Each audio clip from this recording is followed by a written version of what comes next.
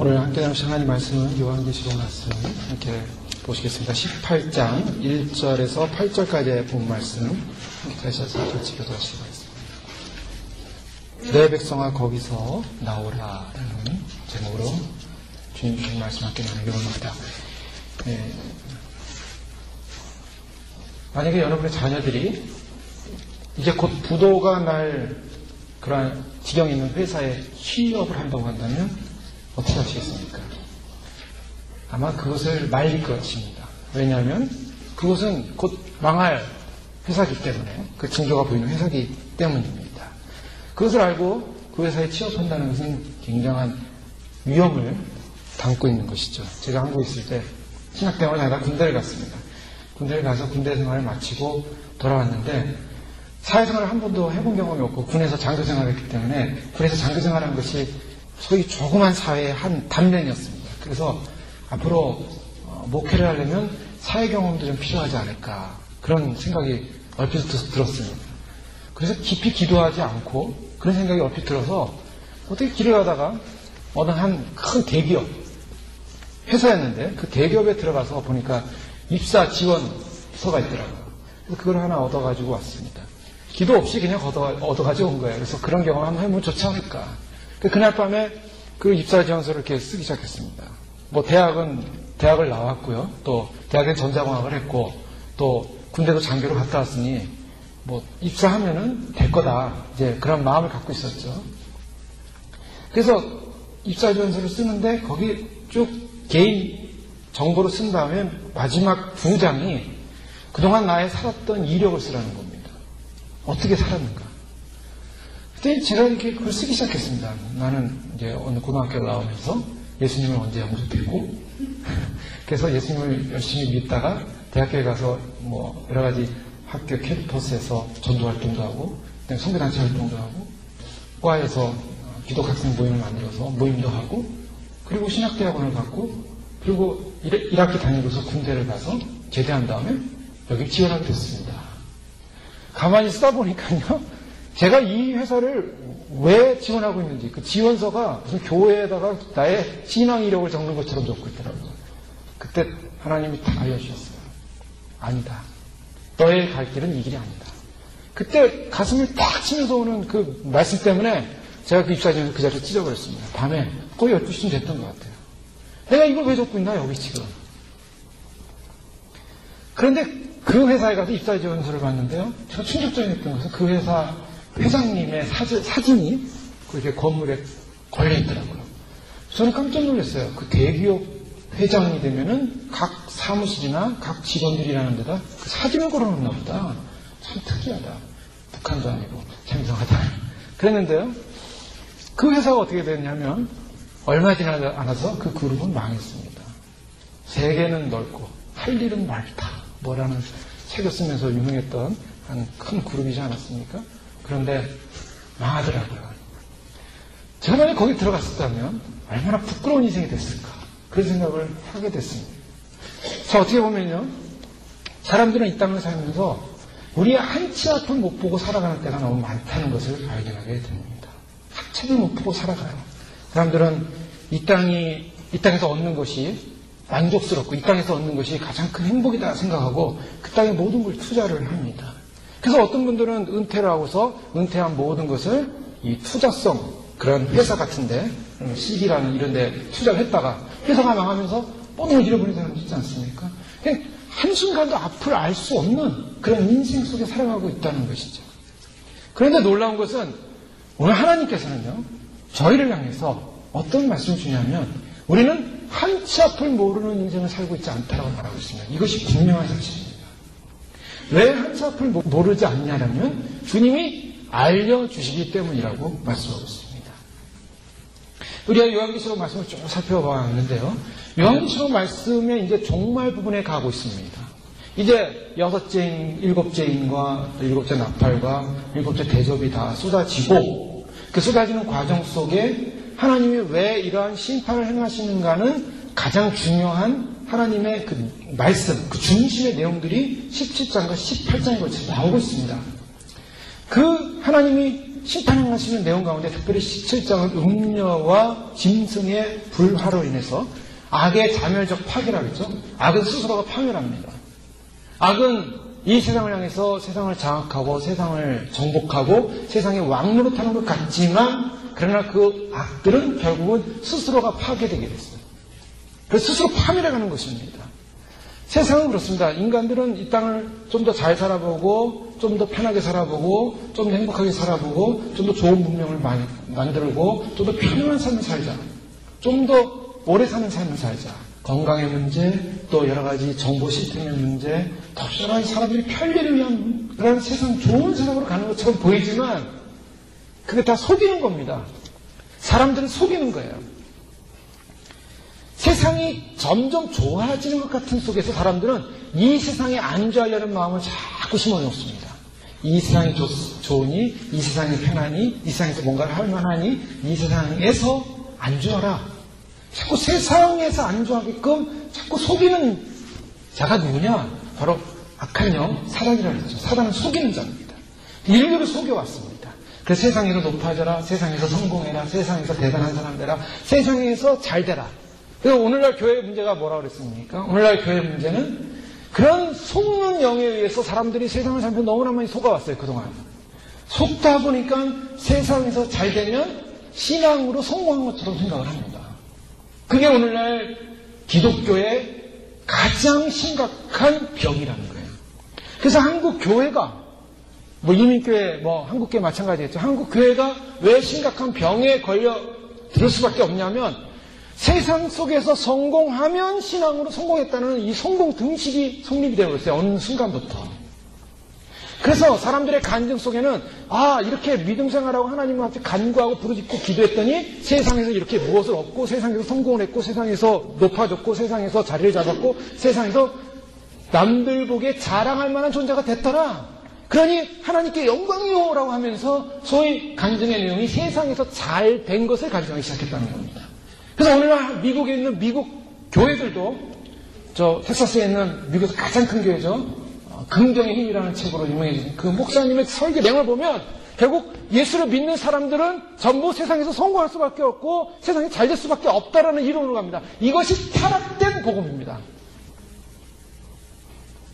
그 타락된 복음으로 가득 차 있기 때문에 사람들은 교회 생활하면서 신앙생활하면서 물론 그렇죠. 우리가 이 세상 살아가면서 신앙인들이 기독교인들이 가난하게 살고 못 살고 지혜가 없고 세상을 이길 힘도 없고 그래서 늘 밟히는 사는 삶 그래서 주님이 원하시냐? 그건 아니에요.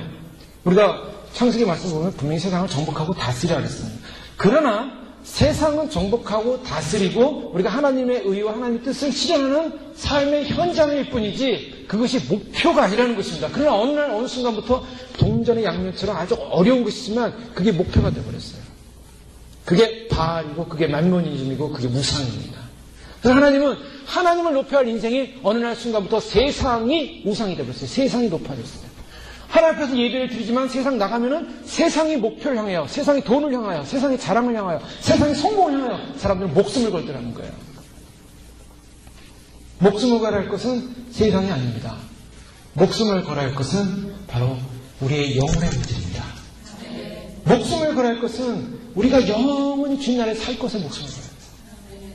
내 영혼의 상태는 어떤가? 내 안에 해결되지 않은 문제는 무엇인가?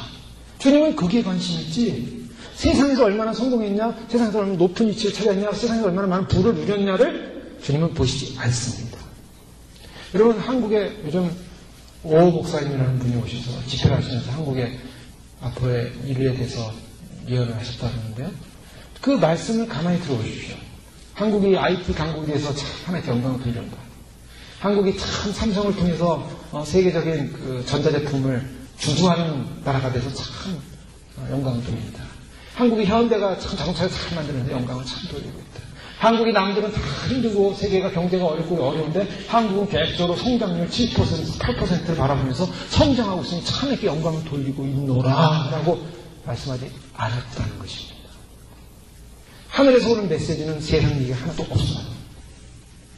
하늘에서 주님이 우리에게 메시지를 주시면은 세상에서 너희가 잘하고 잘 먹고 잘 산다고 한마디도 하지 않습니다. 그걸 청칭하지 않아요. 그걸 주목해야 됩니다. 하늘의 메시지는 교회가 돈과 죄로 타락했다. 그 메시지입니다. 그걸 회개하지 않으면 하나님이 징계하겠다. 무서운 전쟁을 통해서 채찍하겠다. 너무나 많은 분들이 예언하여가지고 한국을 위해서 기도할 때입니다. 지금. 저는 지난주에 마음이 무겁고 부담스러워서 참 마음 불편한 한국에서 기도할 수밖에 없는, 제가 여기서 기도한다고 얼마나 바뀌겠습니까? 그러나 우리가 하나님께서 그걸 알려주신 데는 기도하라는 마음인 줄 믿습니다. 그동안 기도하지 못했더라도 이제부터 기도하라는 마음인 줄 믿습니다. 한국 교회가 깨어나게 했어요. 근데 감사한 거는 지난주에 한국 큰 교단에서 기성교회라고, 성결교단, 서울신대교단에서 가장 대표적인 이태희 목사님이 하는 성북교회라는 교회가 있어요. 그 교회에서 그 목사님을 모시고 목회자를 모시고 집회를 했어요. 그때 한국의 많은 목사님들이 그 집회 참석하는 분들이 깨어나기 시작했어요. 그래서 다음 주에 또 더 큰 대형 집회를 통해서 목사님 메시지를 많은 분들이 들을 거라고 합니다. 그러면 하나님께서 한국 교회에 많은 소위 큰 교단이라는, 장자교단이라는 그런 교단들의 목사님들이 그 메시지를 듣기 시작하면 변화될 수 있는 확률이 있는 것입니다. 우리가 그런 걸 위해서 기도해야 됩니다. 하나님께서 그걸 미리 말씀하셨지만 말씀하신 것을 듣고 정말 중보하며 돌이킨다면 하나님은 그 징계를 바꾸시는 분이십니다. 우리가 요한계시록에 나오는 말씀을 보면서 우리가 알아야 되는 것은 하나님은 말씀을 딱 정해놓고 시간을 딱 정해놓고 딱 컴퓨터처럼 움직이시는 분이 아닙니다. 하나님은 말씀을 주신 다음에 그 말씀에 대한 반응을 보십니다. 반드시 그래요. 그래서 예레미야서나 예수께서나 왜 하나님이 선지자를 통해서 이스라엘에게 너희는 앞으로 망할 것이다, 너희는 앞으로 고통을 당할 것이다, 왜 그런 부담스럽고 아픈, 너무나 생각하기도 싫은 끔찍한 메시지를 왜 주셨습니까? 그들은 공포에 떨고 두려워 떨고 하나님께서 벗어나라고, 포기하라고 그 말씀을 주신 게 아니에요. 그런 일이 일어날 거니까 반드시 그에 대한 반응을 하고 회개하고 돌이키라는 메시지입니다. 그런데 많은 사람들이 그것은 거짓된 것이다, 잘못된 것이다, 그것은 잘못된 그런, 정말 이렇게 좋은 세상에 우리의 힘이 얼마나인데, 우리의 파워가 얼마나인데, 우리를 돕는 미국이 있는데, 우리 우방이 있는데, 그런 거 의지하면서 하나님의 메시지를 귀 기울이지 않는다면 하나님이 항공모함도 그냥 가라앉혀버리는 거예요. 그런 메시지, 예언의 메시지, 항공모함이 미사일을 맞아서 그냥 가라앉아버리는 거예요. 3,000명이나 거주하는 미국의 최강의 핵 항공모함도 그냥 미사일을 그냥 가라앉아버리는, 전쟁이 시작되는 시발점이 일어난다고 말씀하고 있어요. 이것은 제가 주목을 해야 됩니다. 왜 하나님이 이런 메시지를 주시는가? 기회를 주시는 겁니다. 기회예요. 한국교회가 얼마나 많은 선교를 했습니까? 한국교회가 얼마나 많은 기도를 했습니까? 한국교회가 얼마나 많은 깨어서 주님을 앞에서 순수한 사랑을 가지고 하나님께 나가서 이 세계 역사에, 선교 역사에 없었던 대도움을 이뤘습니다. 그것을 한꺼번에 놓치지 말라는 거예요. 그것을 한꺼번에 하나님의 그 엄청난 은혜와 사랑을 놓치고 비참한 넘게 빠지지 말라는 메시지입니다. 그래서 그 메시지가 강한 겁니다. 그만큼 은혜를 쏟아 부어줬기 때문에 그에 대한 사랑을 주님이 원하시는데, 그 같은 사랑을 변질해서 세상을 사랑하고 돈을 사랑하고 세상의 부를 사랑하고 세상의 명예를 사랑하고, 많은 교회가 명예요, 이름, 돈에 의해 타락했어요. 교회 나오면은 내가, 내 위치가 어떤 위치인가, 내 직분이 무엇인가, 내가 어떠한 존재인가, 자기 존재를 갖다가 드러내고 과시하는 데 사람들이 관심 갖기 시작했고, 사람들이 세상에서 많은 성공과 부를 얻게 되면 그것을 가지고 하나의 파워를 가지기 시작했고, 그것을 가지고 자랑하기 시작했고, 그런 사람들이 부러워하기 시작했고, 세상의 성공이 신앙의 성공이냐, 참으로 그렇게 해서 이제는 모든 사람들이 그렇게, 모든 교회가 다 잠식되어가는, 타락해가는 그러한 한국 교회를 향해서 주님은 순수하게 깨어나라고 말씀하십니다. 알려주시는 겁니다. 오늘 여기 18장 말씀도 마찬가지입니다. 주님께서 이 음녀에 의해서 완전히, 음녀가 짐승과의 그런 불화로 인해서 결국 스스로 파멸하게 되죠. 파멸하는 과정 속에 또 한 가지 바벨론의 파멸에 대해서 18장에서 말씀하고 있습니다. 바벨론의 파멸은 이 성경이 써지는 상황적으로 보면 로마로 볼 수가 있고요. 이 로마는 세상 상징합니다. 그래서 로마의 때가 때가 참에, 갈라디아서 말씀하신 예수님이 오신 때가 참에라는 그 때는 바로 로마의 세상이 앞으로의 모든 세상의 모습을 대변하는 가장 전형적인 모델로서 로마가 형성이 됐기 때문에 그 때가 찼다는 것입니다. 그 로마는 바로 이 세상을 말하고 있습니다. 이 세상의 완벽한 세상화, 세속화를 상징하고 있습니다. 그 세속화된 바벨론이 망하게 되는데, 무너지게 되는데 하나님은 반드시 이 세상을 심판할 수밖에 없습니다. 기독교의 결론은 뭐냐? 세상적 관점에서 보면 기독교의 결론은 세상은 하나님이 심판하시고 망하게 하신다는 것입니다. 그게 기독교의 결론이에요. 그러면 그걸로 끝나냐?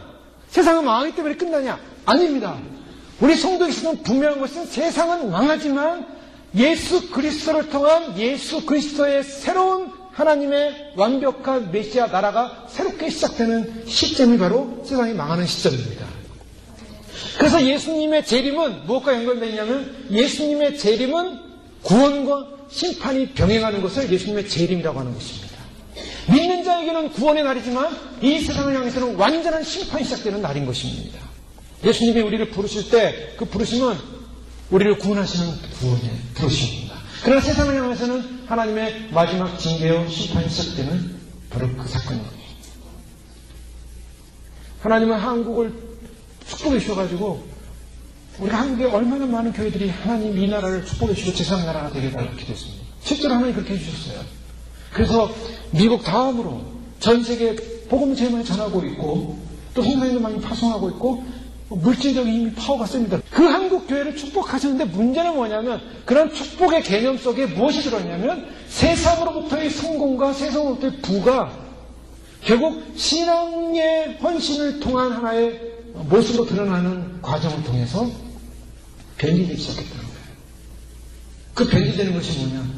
그런 은혜를 주신 그 은혜 속에 부정과 죄와 인간의 욕심과 탐욕과 인간의 본성의 잘못된 죄성이 살아남으로 말미암아 결국에는 순수하게 하나님으로부터 받은 은혜를 귀하게 간직하고 겸손하게 사용하지 못하고 처음에서 자기 욕심을 채우는, 자기를 자랑하는, 자기를 드러내는 그런 변질된 신앙으로 가기 시작했다는 것입니다. 그것에 하나님께서 주목하는 거예요. 한국교회도 마찬가지입니다.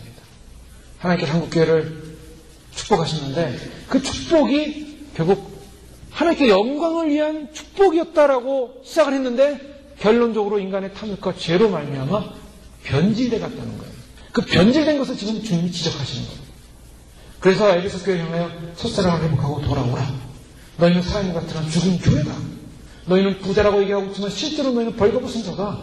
주님께서 일곱 초대 교회에 보여줬던 주님께서 계시록 시작에서 보여줬던 바로 그 교회적 상황들을 주님은 지적하고 계십니다. 주님께서 오시는 그 순간에 우리는 구원의 대열에 참여를 하지만 그 구원의 대열에 참여하지 못하는 세상은 반드시 하나님이 심판하시고 그 심판 이후에는 하나님께서 그 모든 심판을 정리하신 다음에 천년왕국이라는 예수 그리스도를 통한 새로운 이 땅에서의 통치가 이루어지고 새로운 이 땅에서의 통치 이후에 새하늘과 새 땅이라는 새로운 하나님의 시대를 열게 됩니다. 새 우주를 열게 되고 새 땅을 열게 되고 새로운 곳을 열게 돼요. 그때는 지구는 사라질 것입니다. 왜냐하면 지구는 인간의 타락으로 계속 타락해왔어요. 그래서 그 타락이라는 말을 표현하고 있습니다. 태양이 변질돼가고 있습니다. 달이 변질돼가고 있습니다. 하늘이 변질돼가고 있습니다. 그래서 그 변질된 증거가 뭐냐? 별들이 쏟아질 것입니다. 별들이 떨어질 것입니다. 그리고 태양이 바뀌어서 빛을 잃어갈 것입니다. 가장 먼저 일어나는 것은 오늘 바벨론의 멸망 가운데 가장 결정적인 것이 8절을 보면 그러므로 하루 동안에 그 재앙들이 이르니 곧 사망과 애통과 흉년이라 라고 말씀하고 있습니다. 재앙의 내용이 사망, 애통, 흉년입니다. 이건 다른 말로 하면 사망과 전쟁과 흉년이라고 볼 수 있고 사망과 전쟁과 흉년을 다른 말로 기근이라고 말할 수 있습니다.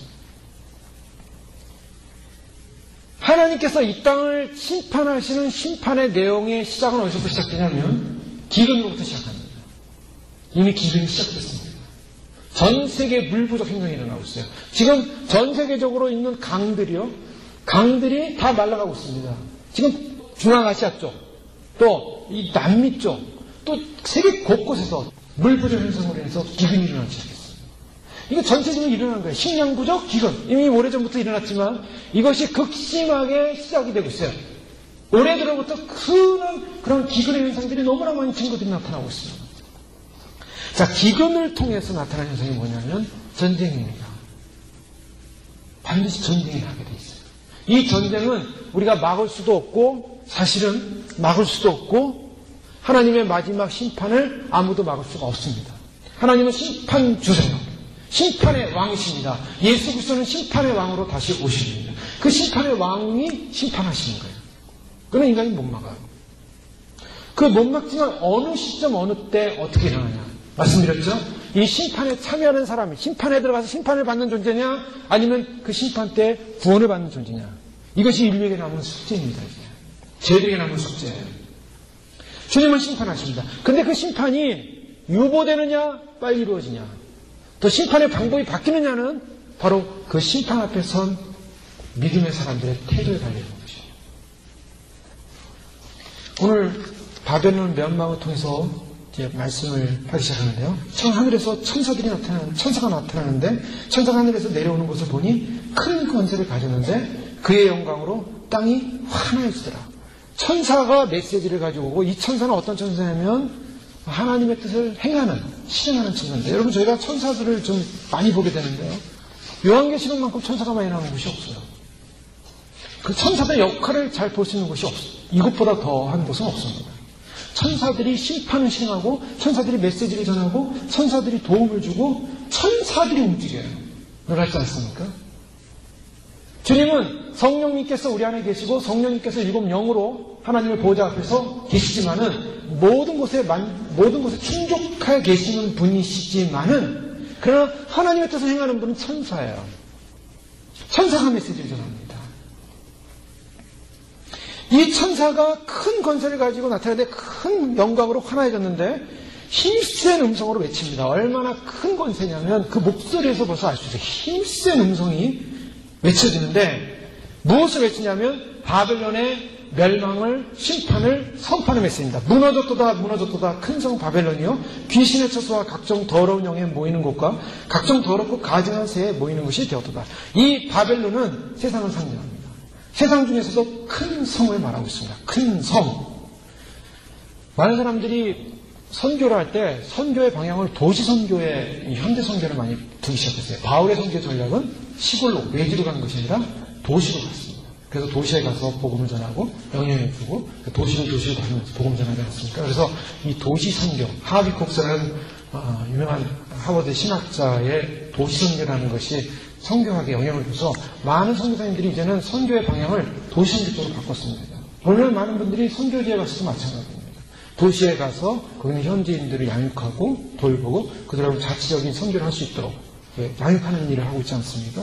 그런데 그 도시라는 큰 성, 그것이 사실은 선교의 대상이기도 하지만 마지막 때는 가장 크게 심판받아야 할 심판의 대상이라는 것입니다. 도시라는 것이 사실은 타락된 곳이 도시입니다. 도시 문화라는 것이 타락된 곳이에요. 나는 도시가 즐겁고 도시가 너무 좋고 휘황찬란한 그 빛이 좋고 많은 사람들이 오고 가는 그런 풍경이 좋다. 사실은 우리는 너무나 그런 세속 문화, 도시 문화에 익숙해진 사람들이죠.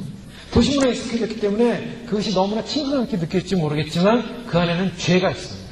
도시 안에 많은 죄들이 숨어 있어요. 그래서 큰 성 바벨론이다라는 이 큰 성의 비유는 바로 도시적 개념입니다. 하나님께서 이 땅에 인류가 이루는 문명들, 인류가 만들어놓은 모든 문명들을 상징한다고 볼 수 있어요. 큰 성 바벨론. 시골이 아닙니다. 성 바벨론입니다. 하나님께서 이 마지막 때 인간들이 만들어놓은 인간의 그런 부산물들, 인간들은 그것을 기뻐합니다. 높은 빌딩을 지어놓고 기뻐합니다. 아, 인간의 힘이 이렇게 좋아. 우리가 이렇게 지혜롭구나. 우리가 이렇게 위대한 일을 했구나. 한국에서 두바이에 가장 높은, 세계 높은 빌딩을 짓고 우리가 이렇게 이러한 위대한 일을 했구나. 대한민국이 이걸 위대한 일을 했구나. 스스로 교만해지게 만들었습니다. 우리가 이런 최첨단의 과학 속에서 우리가 세계를 정했구나. 교만해지기 시작합니다. 인간들은 인간이 편하게 사는 것 같고 좋게 사는 것 같고 대단한 업적을 이루어가는 것 같지만 그 결과가 뭡니까? 교만한 탑이 높아가는 거예요. 그래서 잘 되면 잘 될수록 뭐가 높아가냐면 교만의 탑이 높아가서 결국 심판의 대상이 된다는 거예요. 그래서 도시 문명이 심판의 대상이 되는 거예요. 왜냐? 도시 문명은 교만을 쌓아갔어요. 만들면 만들수록, 좋은 걸 만들면 만들수록, 굉장한 걸 만들면 만들수록 인간 스스로는 겸손해지고 하나님을 높이는 것이 아니라 인간이 높아지는 교만으로 가더라는 거예요. 그게 바벨론입니다.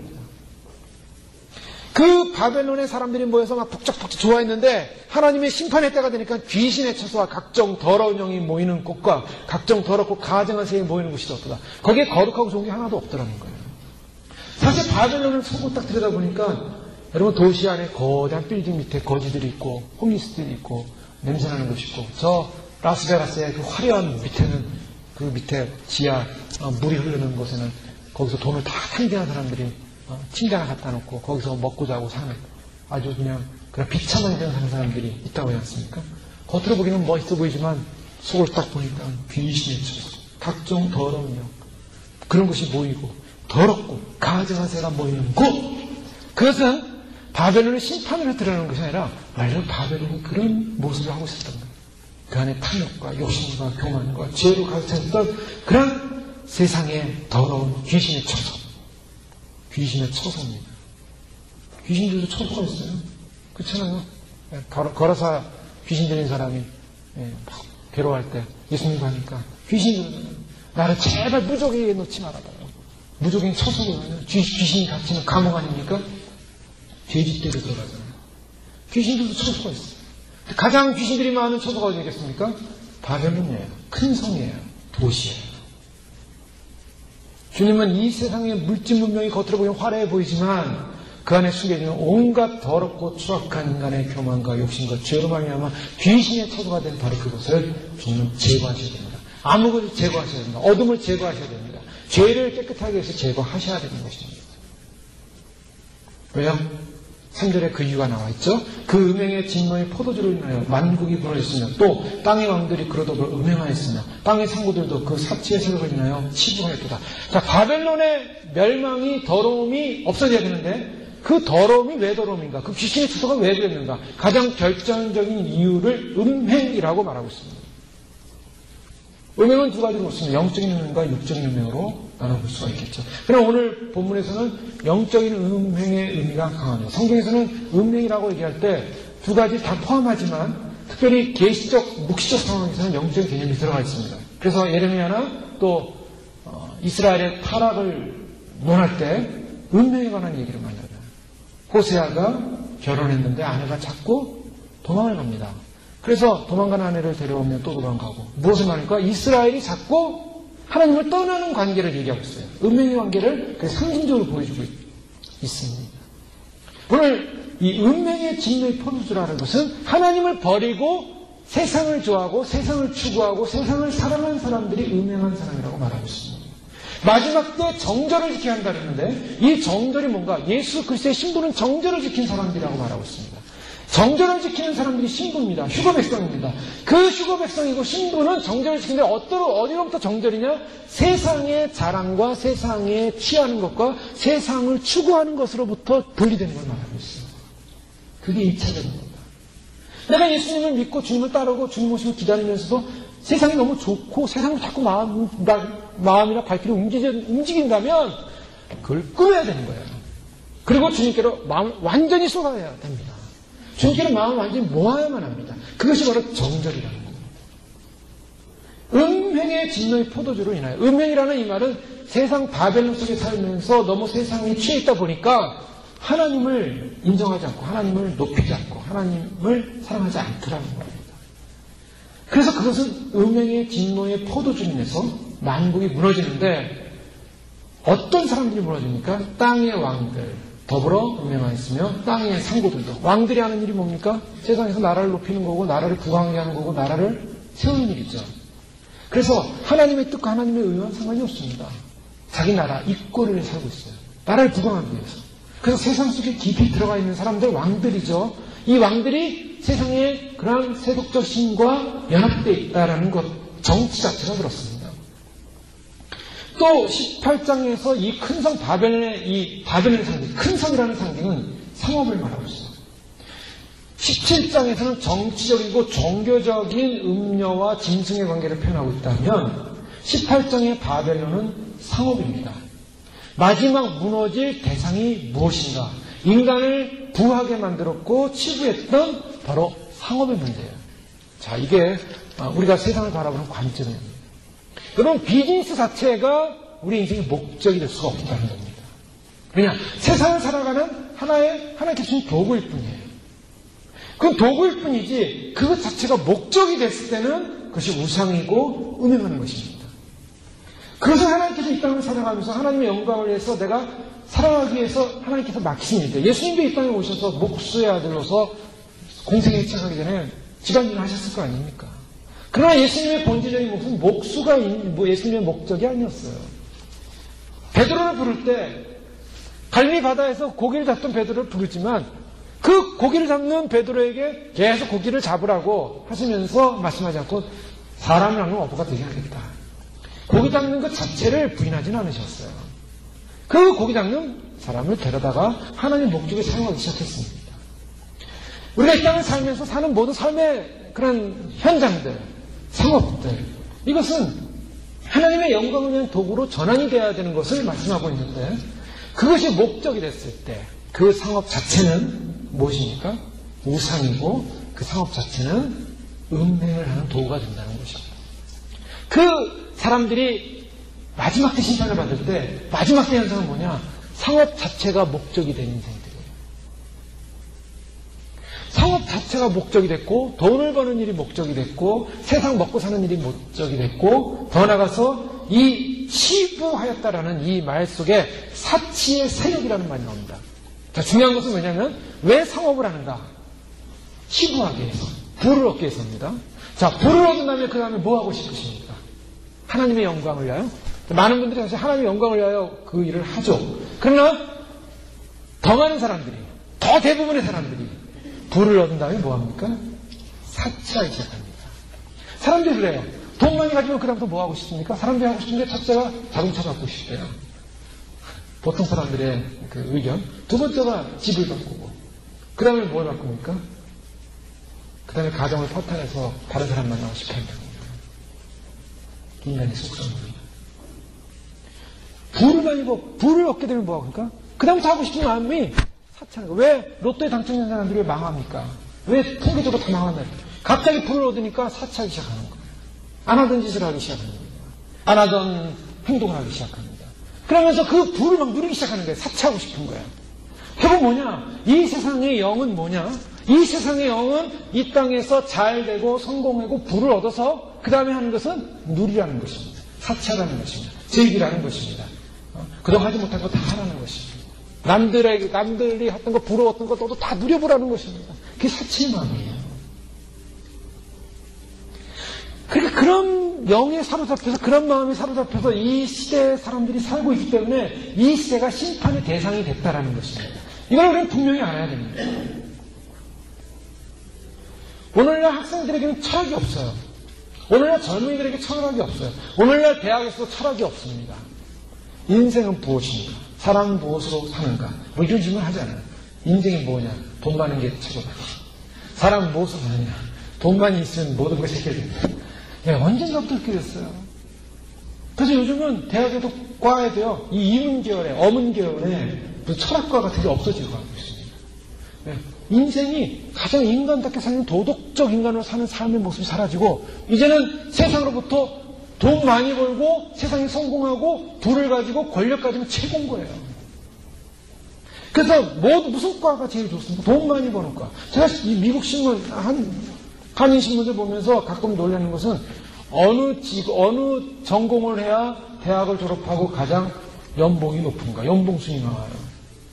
화학과, 전자과, 의대, 뭐 이런 거, 약과, 약. 그러니까 뭐냐? 사람들 마음속에 어느 게 돈 제일 많이 버는 거 아니야 이거죠. 뭡니까? 그것은 사치의 영이요, 상업의 영이요, 돈과 연관이 되어 있습니다. 그래서 마지막 때 주님이 오실 때가 왜 가까웠다는 걸 우리는 알 수 있느냐? 그런 시대가 됐기 때문에. 그런 시대가 됐기 때문에. 돈 외에는 가치가 없어져가는 세상이 되어버렸습니다. 돈 외에는 가치가 없어져가는 세상이 되어버렸습니다. 그래서 마지막 때 주님이 오실 때가 왜 가까웠다라는 걸 우리는 알 수 있느냐? 그런 시대가 됐기 때문에. 돈 외에는 가치가 없어져가는 세상이 되어버렸습니다. 뉴스를 보십시오. 뉴스의 모든 내용을 옛날에도 그렇겠지만 전부 돈 얘기입니다. 경제 얘기입니다. 주식 얘기입니다. 뭐가 올라가고 내려가고 환율이 올라가고 내려가고 주식이 올라가고 내려가고 전부 그 얘기예요. 사람들의 관심은 다 거기 있어요. 세상은 그걸 원하기 때문에, 세상이 신이기 때문에. 그래서 저희가 너무 그런 걸 보고 있으면요, 정신이 몽해집니다. 우리의 위치를 놓칠 수가 있습니다. 주님은 이 바벨의 심판을 하는데, 이 바벨의 심판 가운데 가장 오늘의 심판의 모습 가운데 한 가지는 치부, 상고, 그리고 부에 대해서 말하고 있습니다. 여러분, 우리의 가치성이 어떻게 되냐면, 내가 세상에서 다 갖지 못해도 된다. 내가 추구하는 것 같이, 내가 원하는 것만큼 못 얻어도 된다. 내가 꿈꾸는 것만큼 못 가져도 된다. 라는 마음으로 신앙생활을 해야 됩니다. 그거 다 추구하고 싶고, 그거 다 갖고 싶고, 그거 다 이루고 싶다면 늘 불만족. 남들보다 많이 가져도 불만족이에요. 여러분 참 놀라운 것은요, 사람들이 잘 먹고 잘 살아요. 돈도 있어요. 그런데 나는 못 산다, 나는 부족하다, 가난하다 생각하는 사람이 많다는 거예요. 더. 왜? 그 욕심이 끝이 없어요. 또 사대보면 내가 들으니 하늘로서 다른 음성이 나서 가로되 내 백성아 거기서 나와 그의 죄에 참여하지 말고 그의 받을 재앙을 받지 마라. 여기서 중요한 건 내 백성이 어디에 있습니까? 지금 그 안에 살고 있다는 겁니다. 그 도성에 살고 있어요. 그 안에 살고 있어요. 근데 그 안에 살고 있는데 주님의 메시지는 거기서 나오라는 것입니다. 자, 이것은 우리가 잘 주목해 봐야 되는데요. 그러면 우리가 그 도성을 떠나야 됩니까? 어떻게 생각하시겠습니까? 그 도성을 떠날 수 있습니까? 여기서 나오라는 이 메시지는 그 가치관에서 나오라는 것입니다. 그 세상이 추구하는 삶의 가치성에서 나오라는 것입니다. 여러분, 진정한 피난처와 안식처가 어딘 것 같습니다. 진정한 피난처는 어디예요? 진정한 안식처는 어디입니까? 예수 그리스도 안에 있습니다. 예수님은 내가 피난처라고 말씀하고 있어요. 그 나의 삶의 가치성이 예수님에게 들어와서 예수님 안에 머물기 시작할 때 그것이 나의 보호처가 됩니다. 주님이 오실 때 어떤 사람을 데려가시겠습니까? 주님 품 안에 있는 사람 데려가십니다. 그것은 각 세상 속에, 각 영역 속에 살는 사람들이에요. 그러나 영역 속에 살고 있지만 거기에 속하지 않고 바로 그 사상에서 나와서 주님과 교통하는 사람들입니다. 주님과 만나는 사람들이에요. 주님과 만나는 각자 처져 있는 사람들을 하나님 데려가십니다. 롯이요, 천사가 와서 빨리 나와라. 소돔성에 나와라. 그때 막 머뭇머뭇거렸어요. 그 머뭇머뭇거리다가 나중에는 결국 천사가 막 급하게 손을 잡고 나오니까 나왔습니다. 나와가지고 나오는데 갈 곳이 없어서 소활성이라는 곳에 들어갔어요. 소활성에 들어가서 보는데 막 하늘에서 그냥 유황불이 떨어져가지고 소돔과 고모라가 막 완전히 막 망하는 걸 바꿨습니다. 근데 너무나 두려웠어요. 그래서 하나님께 기도하기를 하나님 내가 저 소활성에 들어갔을 때 소활성에서는 제발 나를 심판하지 마십시오. 나를 죽이지 마십시오. 저런 불똥을 떨어치지 마십시오. 그렇게 기도하고 들어갔어요. 그때 하나님이 뭐라고 응답했습니까? 창세기에 보면 하나님이 내가 너로 인해서 소활성은 내가 망하지 않게 하겠다 말씀하셨어요. 소활성에 들어갔습니다. 들어갔는데 롯이 거기 있다 보니까 불안하기 시작했어요. 아, 여기다가는 또 하늘에서 불 떨어져야 내가 죽으면 안 되지. 그래서 어떻게 했습니까? 롯이 나와가지고 그냥 광야로 가버린 거예요. 산으로 가버렸어요. 딸 둘하고 산으로 가서 거기서 죄를 범합니다. 거기서 죄를 범해가지고 에돔과 모압 족속이 나오지 않습니다. 롯이 마음을 굳혔어야 돼요. 왜요? 하나님께 기도했습니다. 하나님, 내가 소활성에 가면 심판하지 말아주십시오. 라고 했을 때 하나님이 심판하지 않겠다 그랬어요. 그러면 그 약속을 믿고 소활성에서 계속 있어도 됐는데 소활성은 망하지 않습니다. 그런데 거기서 나와버린 거예요. 왜요? 불안하니까, 두려우니까. 여기서 중요한 것은 하나님의 언약의 약속을 내 마음속에 갖고 있으면 어떤 환경 속에서도 주님이 지키실 줄 믿으셔야 됩니다. 그게 믿음입니다. 내가 어디로 피하겠습니까? 내가 어디로 가겠습니까? 하나님이 지켜주겠다고 약속하시는 그 약속의 말씀, 주님이 우리와 함께 하셨다는 약속의 말씀을 부여잡고 갈 때 하나님이 보호하십니다. 주님이 우리에게 주시는 말씀은 뭐냐면 이렇게 어마어마한 심판에 예약되고 있는데 여기서 분명히 말씀하는 것은 하나님이 하나님 편에 선 백성들은 반드시 지키겠다고 약속하시잖아요. 그게 중요합니다. 한국에도 하나님께서 전쟁을 통한 심판을 예언하시지만 하나님의 깨어있는 믿음의 백성들은 하나님이 지켜주시겠다고 계속 말씀 내려오고 있어요. 두려워할 사람은 누구예요? 누가 무서워합니까? 왜 심판을 무서워합니까? 왜 심판을 두려워합니까? 우리는 심판을 두려워할 존재들이 아니라는 거예요. 그게 우리의 정체성입니다. 물론 두렵죠. 하나님 앞에서 누가 의롭겠습니까? 하나님 앞에서 누가 죄 없다고 할 수 있겠습니까? 누가 하나님 앞에서 완벽하다고 할 수 있겠습니까? 저도 마찬가지고. 하나님 앞에 설 때마다 무릎 꿇고 하나님 용서해 주십시오. 기도할 수밖에 없는, 회개할 수밖에 없는. 그러나 그런 회개를 통하여 하나님만을 갈망합니다. 하나님만을 추구합니다. 하나님만을 의지합니다. 이 마지막 때 하나님만을 의지하고 추구하는 하나님의 백성들을 하나님이 소중히 여기고 계시다는 걸 믿으시기 바랍니다. 소중히 여기십니다. 왜요? 그걸 믿지 못하는 사람들이 얼마나 많아요. 그걸 부인하는 사람들이 얼마나 많아요. 그걸 깨닫지 못한 사람들이 얼마나 많아요. 주님이 알려주시고 깨닫게 해주시고 깨어나게 하시고 준비하게 하시고 예배하게 하시고 기도하게 하시고 주님이 그런 사람 사랑하지 않겠습니까? 그럼 누굴 사랑하신다는 거예요, 주님이? 누굴 사랑합니까? 완벽한 사람? 누가 완벽하겠습니까? 완벽한 사람들 다 초청했습니다. 세상에서 볼 때 높다는 사람들, 세상에서 유명하다는 사람들, 세상에서 대단한 신앙을 가졌다는 분들 다 초청했습니다. 그러나 내가 바쁘고 내 일이 바쁘고 내 일이 바빠요. 내 비즈니스가 바빠요. 저는 오호 목사님 그 예언 가운데 제 마음에 확 들어왔던 말씀이 늘 제가 생각했던 거예요. 각자 자기 온 비즈니스에 바쁘다는 거예요. 그게 무슨 말씀이냐면 한국교회가 온 비즈니스가 바빠요. 온 비즈니스가 뭡니까? 교회 건축해야죠. 2천억 들여서 서초구에다 건축해야죠. 또 몇천억 들여서 30층짜리 교회 빌딩 져야죠. 너무 바빠요. 너무 바쁘고 할 프로젝트가 너무 많아요. 너무 바쁘고 너무 프로젝트가 많으니까 그거 일하기 바쁘니까 주님이 오신다는 소리 안 들립니다. 주님, 지금은 아닙니다. 제가 이 일을 하고 하나님께 영광 돌리고 이거 다 짓고 영광 돌리고 오십시오. 누구 영광입니까? 자기 영광이죠. 자기 우상이죠. 자기 이름이죠. 자기 과시죠. 우리 파워가 이렇게 대단하다라고 드러내고 싶은 거죠. 이름이야 좋죠. 큰 거 줘서 큰 일하다. 그러나 우리가 성경적으로 볼 때 지금은 그것이 그런 길이 바른 길이 아니라는 걸 알고 있습니다. 왜요? 지금은 그럴 때가 아니에요. 자기 비즈니스에 바쁘다. 많은 사람 초청했습니다. 그런데 그 사람들이 다 바쁘니까 들려오지가 않는 거예요, 이게. 그러니까 누구를 초청합니까? 왕이 그 사람들을 제거합니다. 자, 그게 무서운 거예요. 마지막 때는요, 우리가 정신을 바짝 차려야 될 게, 마지막 때는 하나님께서 성경 전체를 통해서 보여준 것은 상한 자를 꺾지 않으시고 약한 자를 돌보시고 그래서 기다리십니다. 기다리세요. 그리고 돌보십니다. 그런데 마지막 때는 상이 있으면 안 된다는 거예요. 약하게 있으면 안 돼요. 주님이 지금 신부를 데려가셔야 되는데 언제까지 병들어 있겠습니까? 언제까지 넘어져 있겠습니까? 그래서 장성을 하는 거예요. 신부의 조건은 장성입니다. 담대해져야 돼요. 강해져야 돼요. 세상이 어떤 욕을 하고 세상이 어떤 말을 한다 할지라도 나는 주님을 사랑하고 주님 앞에서 절기를 지키고 믿음 안에서 세워져 있어야 됩니다. 그건 어디서부터 출발하냐? 믿음으로부터 출발해요.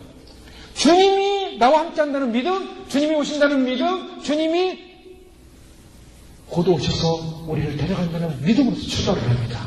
이 믿음이 없으면 준비가 안 돼요. 이 믿음이 없으면 장성이 있지가 않습니다. 이 믿음이 없는 사람들은요, 그동안 신앙생활 많이 해오고 잘해오고 기도 많이 해오고 영적으로 껴있고 남들보다 정말 믿음의 삶을 살았고 정말 그래서 남들 보기에는 정말 훌륭하다고 볼 수 있는 많은 신앙인들이 얼마나 많습니까? 얼마나 그런 분들이 많아요. 그런데 결정적으로 주님 오시면 믿지 못하고 있어요. 그런 경우 어떻게 될 것 같습니까? 준비가 안 되는 거예요. 그런데 중요한 것은 그동안 잘 준비를 못했습니다. 그동안 잘 예비를 못했어요. 그런데 준비 못하고 예비 못했지만 주님 오신다는 소식을 듣고 깨어나기 시작했어요. 나 같은 부족한 자가 주님 오시면 어떻게 할까? 하고 깨어나기 시작했어요. 그 다음부터 어떻게 하기 시작합니까? 하나님 앞에 매달리기 시작합니다. 하나님 기도하기 시작합니다. 회개하기 시작합니다. 주님, 내가 정말 주님 위해 살지 못하고 거듭난 인생을 살지 못하고 내가 나 자신을 위해 살았으면서 회개합니다.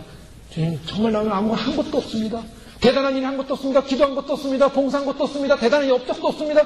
그러나 저를 불쌍히 여기십시오라고 주님 앞에 매달리기 시작하는 그 분들. 주님이 보실 때 어떤 믿음을 귀하게 보시겠습니까? 그래서 성경에 그런 이야기가 나오는 거예요. 왕이 아들을 위하여 잔치를 예비하고 초청했지만 다 그 초대장을 버리는 거예요. 버리고 다 듣지 않으니까 자리 다 마련했는데 안 오는 거예요. 왕이 화가 났어요. 나가서 아무나 길에 있는 사람 다 데리고 와라. 다 데리고 왔습니다. 근데 놀라운 말씀이 있어요. 그 데리고 와서 앉혔는데 한 사람이 뭘 했습니까? 옷을, 예복을 안 입고 있는 거예요. 왜 당신은 형제여, 왜 예복을 입지 않느냐? 내 왕 쫓아라. 자, 이거 중요한 메시지였습니다. 예수님 오실 때요, 예수님 메시지가 증거되고 있어요. 예수님 오신다는 메시지가 증거되고 있습니다. 근데 이제는 예전처럼 막 대대적으로 광고하면서 준비하지 않아요. 아는 사람들, 듣는 사람들. 그래서 메시지를 듣고 그걸 반응합니다. 그리고 이 메시지가 그 사람에게 들어가지 않으면 주지 않아요. 여러분, 이 메시지는요, 예수님 오시는 메시지는 귀한 메시지입니다. 이걸 받아들이지 않는 사람에게 억지로 강요해서 줄 필요가 없어요. 분명하셔야 돼요. 이걸 받아들이는 사람, 소중히 여기는 사람이 받고 준비하는 거예요. 막 거리에, 길에, 땅바닥에 막 던져져서, 뿌려져서 짓밟히는 복음이 아니에요, 이 복음은. 얼마나 소중한 복음인지 몰라요. 이것을 가치 있게 여기지 못하는 사람은 그에 대한 심판을 받습니다. 반드시 받게 돼 있어요. 그게 무서운 거예요. 그 소중한 소식을 받고, 아멘, 주님, 내가 주님 사랑합니다. 주님 기다립니다. 믿음 받아들인 사람에게는 하나님의 길이 열리기 시작하는 거예요. 계시의 길이 열리고 그 눈이 열리고 하나님의 메시지가 들어오고 하나님께서 그동안 듣지 못한 메시지들이 들려오기 시작하고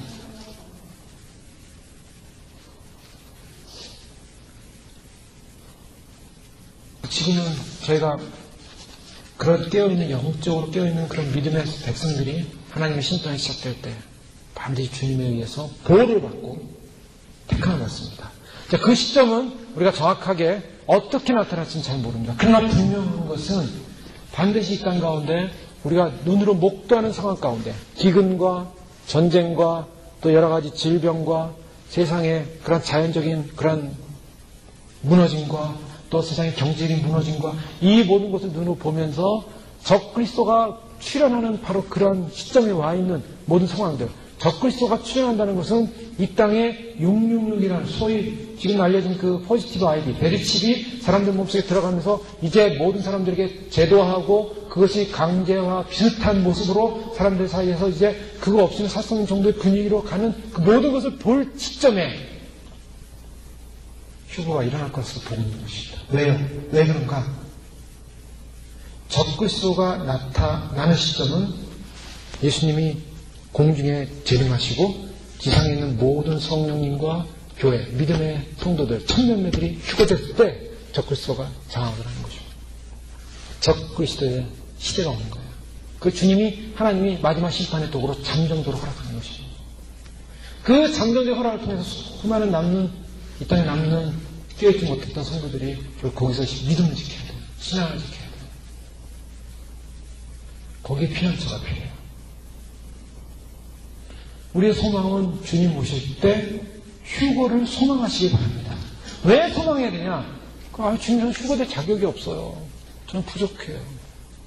그런 약한 믿음을 갖지 마시고요. 휴거가 일어나기를 소망하고 주님을 바라보면서 기대하면서 기도하는 것 자체를 주님 기뻐하십니다. 왜요? 휴거를 소망하는 그 마음을 주님 기이 여기시는 거예요. 주님의 메시지를 받아들이고 있기 때문이에요. 그것이. 그 메시지를 받아들인 자만이 소망하게 돼 있어요. 여러분 요즘 히브리서 말씀을 큐티 묵상할 때 믿고 바라보는 사람, 소망을 가진 사람은 열심을 품고 부지런히 열심을 품고 나간다 그랬어요. 그 안식에 참여한다 그랬어요. 그러니까 소망이 없는 사람은 부지런히 낼 수도 없고 열심을 낼 수도 없고 안식에 참여할 수도 없다라는 거예요.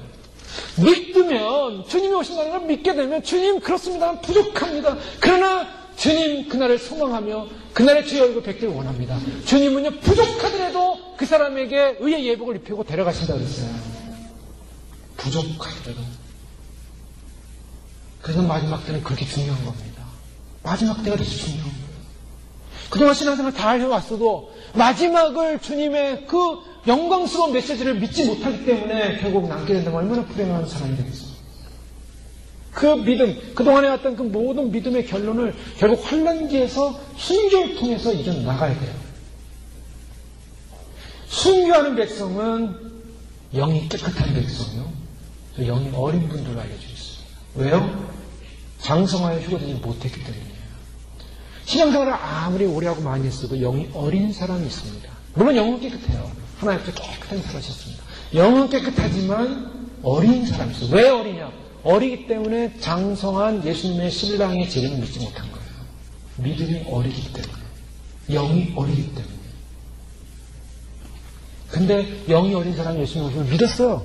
받아들였어요. 그러면 그 믿고 어린 영이 주님 오심을 믿고 준비하다 보면 영이 장성하는데 주님이 그런 영들은 신부로서의 영들은 빨리 성장시키십니다. 삶이 완전히 바뀐 거예요. 어느 순간에 바뀌어버렸어요. 어느 순간에 변화되기 시작했어요. 예전의 모습이 아니에요. 예전의 신앙이 아니에요. 예전의 헌신이 아니에요. 예전의 믿음이 아니에요. 왜요? 영이 잘하고 있는 거예요. 그게 영계의 사건입니다. 그러니까 우리가 영적으로 내가 그동안 준비하지 못했으니 내가 나는 자격이 없으니 그런 마음을 가지서는 안 돼요. 주님 못했으니 더 주님 사모합니다. 주님이 언제 오실지 모르지만 이제 곧 오신다는 사실을 알고 있습니다. 곧 오신다는 사실을 보여주고 있습니다. 이제는 전 세계적으로 목사님들 통해서 깨어있는 분들 통해서 이제 드러내기 시작했어요. 이제는 메시지들이 교회마다 들어가기 시작했어요. 예전에는 아는 사람, 준비하는 사람은 들어갔지만 이제는 사람들의 귀에 이제 들어가기 시작했어요. 이제 중요한 때입니다. 주님은요 모든 사람이 다 구원받기를 원하세요. 그것이 주님의 뜻입니다. 그런데 그것을 거부하고 그 들은 메시지를 듣지 못하고 계속 자기 비즈니스에 빠져있다 보면 결국 그 음성이 들리지 않으면 불행한 사람이 되는 거예요.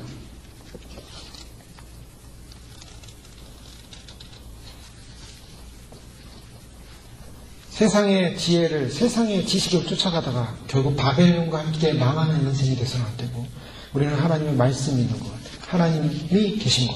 내 백성아 거기서 나와 그의 재배에 참여하지 마라. 여기서 첫 번째는 죄에 참여하지 말라는 것이고 두 번째는 심판에 들어가지 말라는 목자의 음성입니다. 하나님의 음성이에요. 그래서 그것에 들어가지 마라. 너희가 그 바벨론 속에 살고 있지만 바벨론 속에 그 사상 속에 깊이 빠져서 너희가 함께 가지 말라는 거예요. 거기서 나오라는 것입니다.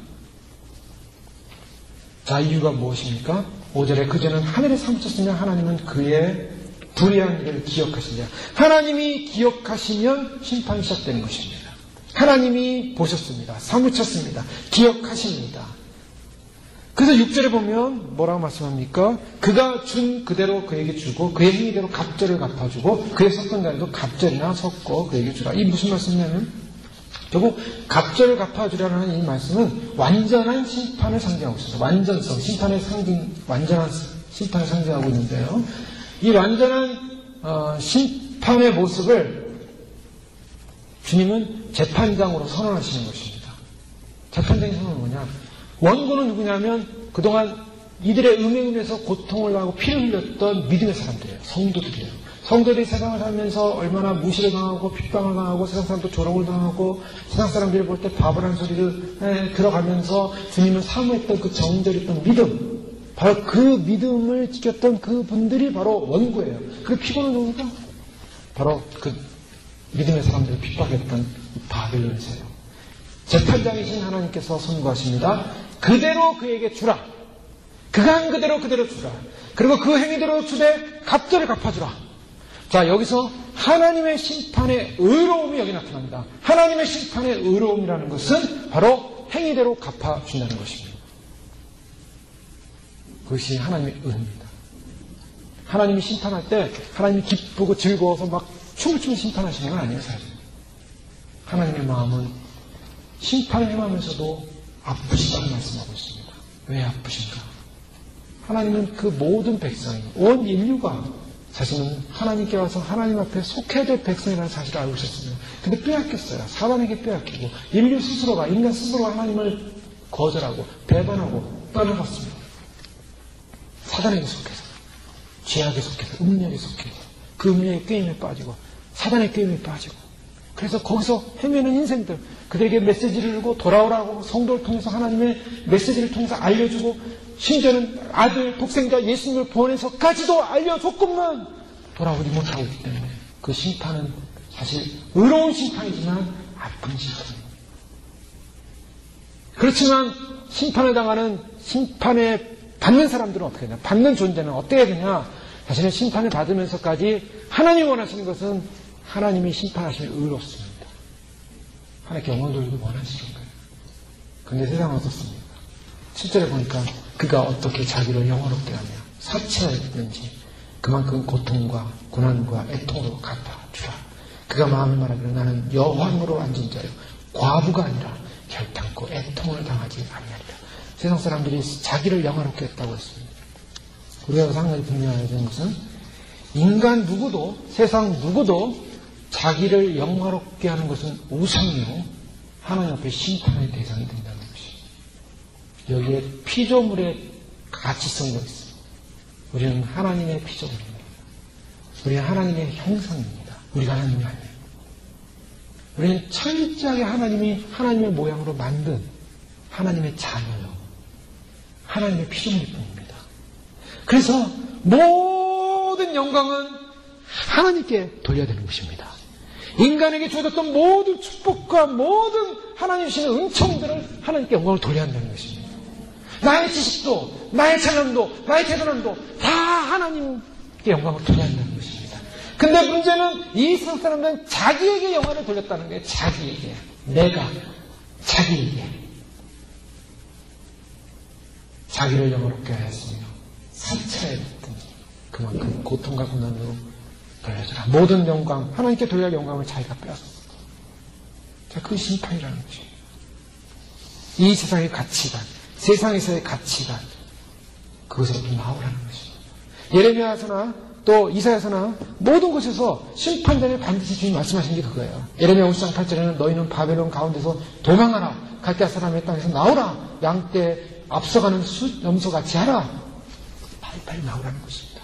예레미야 5장 16절에 바벨론 가운데서 도망하여 나와서 거기 생명을 구원하고 그의 죄악으로 말미암아 끊어짐을 보지 말지어다. 나오라는 것입니다. 빨리.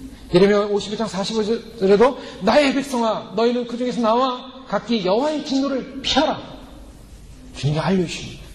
이사야 48장 20절에도 너희는 바벨론에서 나와서 갈대아인을 피하고 즐거운 소리로 이를 선포하여 들리며 땅끝까지 반파하여 이르기를 여호와께서 그종 야곱을 구속하셨다 하라. 여러분 보십시오. 자, 바벨론은 망하지만 바벨론에서 나오라. 그 심판으로 나오라 하면서 뭘 말씀합니까? 구속하셨다를 선포하고 찬양하는 것입니다. 심판은 반드시 구원을 전제하고 있습니다. 반드시 심판되는 하나님은 하나님의 백성을 구원하십니다. 그래서 구원하시기 위해서 나오라는 거예요. 그래서 이 땅이 심판당하기 전에, 심판이 쏟아지기 전에 하나님의 택한 백성을 하나님이 먼저 데려가신다는 겁니다. 어떤 사람들은 그걸 부인하는 사람도 있어요. 신학자들이 그걸 부인해요. 아닙니다. 반드시 주님은 심판 전에 데려가십니다. 그게 성경이 보여주고 묵시록이 보여주고 성경이 말씀하시는 내용이에요. 거기는 나오라. 먼저 구하는 거예요. 먼저. 한국에 미국 시민권자들이 가 있지 않습니까? 전쟁 나기 전에요. 전쟁이 나더라도 시민권자들 오산이나 그런 데 비행장으로 빨리 오라고 편지 보내가지고 보내서 탈출시키지 않습니까? 그걸 1년마다 한대요. 1년마다. 편지가 온대요. 어디로 모이라. 1년에 한 번씩 연습하는데요. 미리 구하는 거예요. 마찬가지로 주님은 하나님의 백성 미리 데려가십니다. 데려가는데 그 데려가는 방법이 단 한 가지입니다. 휴거 외에는 없습니다. 여러분 이 지상 어디에서 하나님의 진노를 피하셨다고 생각하십니까? 진짜 세상이 높은 사람들은요 이미 빵카를 다 만들어 놓고 이미 피할 거 다 만들어 놨어요. 근데도 하나님의 어린 양의 진노에서 나를 피하라. 피할 수 없다는 굴과 산으로 들어가봤자 하나님의 진노를 피할 수 없다고 말씀하고 있습니다. 세상 어떤 것도 주님의 품 안에 아닌 것은 피할 곳이 없어요. 하나님은 심판하십니다. 정당하게 심판하시고 그들이 섞은 잔으로 그들의 피에 섞은 잔으로 쳐졌던 그 모든 죄악들을 심판하시고 음녀의 사치를 심판하시고 바벨론의 사치를 심판하시고 나는 여호와이다. 나는 과부가 아니다. 스스로가 나는 과부는 이스라엘 백성들에게서는 저주받은 여인이라고 알려진 상황이었죠. 나는 과부가 아니라. 그러나 성경 뭐라고 하냐면 너가 졸지의 과부가 될 것이다. 이사야 40장 9절에 한날에 호련히 자녀를 이루며 과부가 되는 이 두 일이 네게 임할 것이다. 분명히 40장 9절에 예언된 말씀대로 바벨론에 나는 여호와이기 때문에 과부가 아니라는 그 사람도 졸지에 심판이 당할 것이다. 그 심판의 내용이 무엇입니까? 이 말씀대로 흉년과 애통과 사망입니다. 여러분 기근이 오는데요. 이 기근은 이 세상에 오는 기근은 이건 영적인 기근부터 시작한 것입니다. 모든 이상의 삶은 영계에서부터 시작이 돼요.